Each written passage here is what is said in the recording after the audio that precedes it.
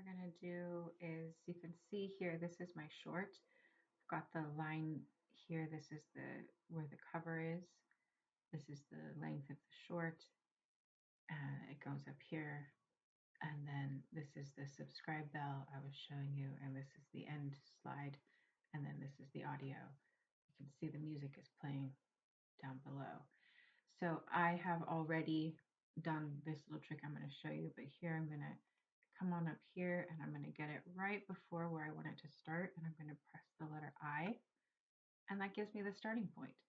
And then I'm going to go exactly to the end where I want it to go, and I'm going to be pretty precise here. So I'm going to zoom in and I want it right snug up to the end of the audio. I don't want it, I just want like a tiny little hitch afterwards.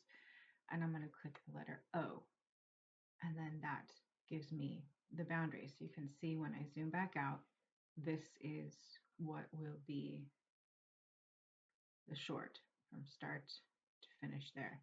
And then I just choose export, name it, choose the folder, and go ahead and click export. That's it.